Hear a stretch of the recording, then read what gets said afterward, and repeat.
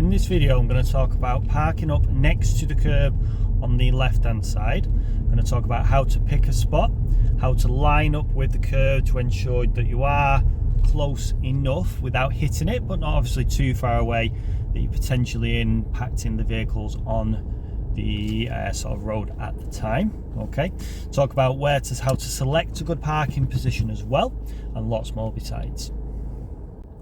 Okay, so at the moment I'm in a decent parking position of, really nice and close to the curb, within an inch or two of the curb without actually touching the curb or even mounting the curb. So what I'm going to do on this little section, I'm going to drive off. What I want you to do is watch the curb ahead of you, which at the moment, if you can see, is just level with this little bit of the windscreen wiper here. So the curb, if you look ahead, is just level with this little middle bit of the windscreen wiper here, which is this section, which you normally find somewhere near the middle of the windscreen. Okay, so as I drive off, what you'll notice is as I steer away from the curb, look how the curb goes left of that little windscreen wiper marker that I gave you there. So that's how I've moved away. All right, so now I've moved away from the curb in a driving line. So watch as I go back towards the curb. As I turn left towards the curb, you can see the curb coming back level with that little marker there. Now it's close enough now, so I'll turn away from the curb, just gradually, just to try and bring it back in line. And then straighten up there and stop. All right, so you can see there the curb now is back where it was originally when I first drove off. Okay, so this is how it looks when you are parked close to the curb there. This is how it looks when you've lined up the curb with the middle marker windscreen, as I've just showed previously. So just crouch down there, just within an inch or two of the curve. You can see you can obviously get a little bit closer if you need to, but this is perfectly sufficient for the driving test. Depends on the road you're on really, so if you're on quite a tight road, you'd want to obviously go a little bit closer, but this is perfectly sufficient. Now for this example, what I'm going to do is I'm going to drive off away from the curb, then I'm going to intentionally just park slightly on the curb, just to show you where the curb lines up with that middle sort of section on the windscreen, that little windscreen wiper bit, just to show you if you are on the curb, how it would look like from the driver's perspective. Okay, right, so moving off when it's safe, obviously I have to check in my mirrors and my blind spot. Moving away from the curb there, so you can see the curb's just gone left of that little marker. Right, now as I start to turn towards the curb, about now, I'm going to aim to that little bit of grass just on the left after this driveway. So as I turn in, look at the curb, it's gone just right of the marker. So I've just bumped on top of the curb there now, bringing it back round to the right to balance it up. Right, now I'm parallel now, but if you look where the curb is now, the curb is just right here of this little marker that I was trying to line up with the curb last time here. So I know now, because the curb's slightly more right of this marker, that means my car is slightly more parked on to the left basically, which is essentially a little bit on the curb. Okay, so this is how it looks if you get the curb just right of that middle marker. As you can see, the tyres are just slightly on the curb, just crouched down there. Yeah, so this is obviously a little bit too close. You don't want to park on the curb on your driving test. Okay, and on this example, I'm going to show you what it looks like when you don't park close enough to the curb. So you can see where the curb is at the moment. It's on that little central marker that we've been lining up. Right, so checking my mirrors and my blind spot. Yeah, all clear.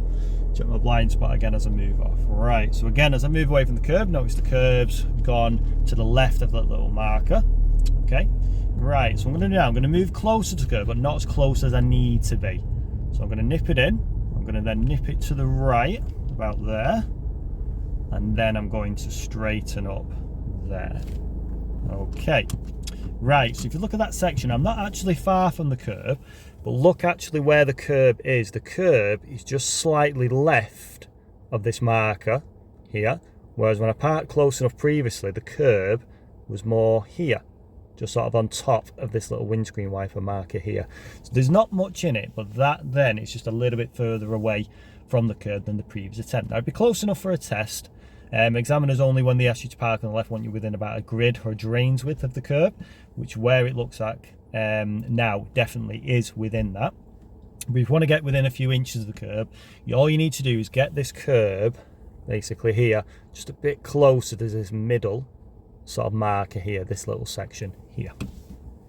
Okay, now what a lot of my students worry about is how close they need to be to the curb when not just parking on the left, but also doing, say, like a reverse park exercise, like a parallel park or the park on the right exercise. So you can see there, what I've got there is I've got the car parked, within a grid or a drain's width of the curb. Okay, so you can see where the grid is here. You can see where my tyres are. So it's around about, probably say about a foot, maybe a little bit more than a foot from the curb. Now, you wouldn't really want to be parking. This is not best practice in general everyday life, but for a test purpose, the examiner's not looking for perfection regarding parking. As long as you get it within about this grid's width of the curb, the examiners are generally happy with that. Now, obviously, it's down to certain examiners' perspective and their sort of subjective opinion of it, but as long as you get it within around about this distance, you should be okay. I won't go any further than this. I would aim as your standard to be about half a grid, so obviously about here. And obviously for general driving you want to be getting really close, so within an inch or two of the curb there as well. For general test purposes, if you can keep it no more than a grid's width or a drain's width from the curb, most examiners will be happy with that on the UK driving test. Okay, so in this example, I'm not going to aim to park next to this big tree, I'm just going to aim just to park after it.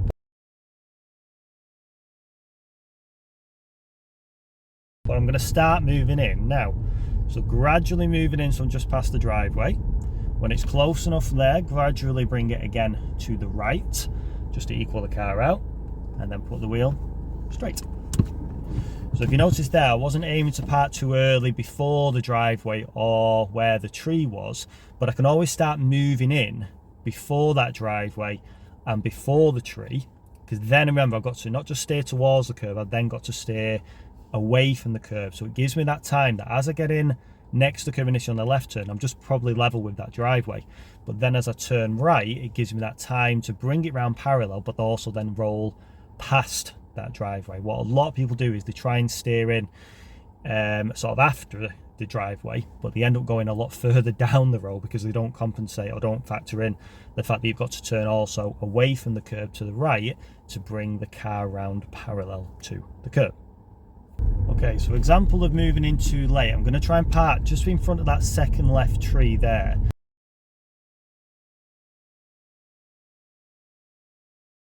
So if I started to move in now thinking I can get in before it, I've just moved into the left, but by the time I then move round to the right, I haven't quite left enough space and I've actually gone past the tree rather than parking it before it.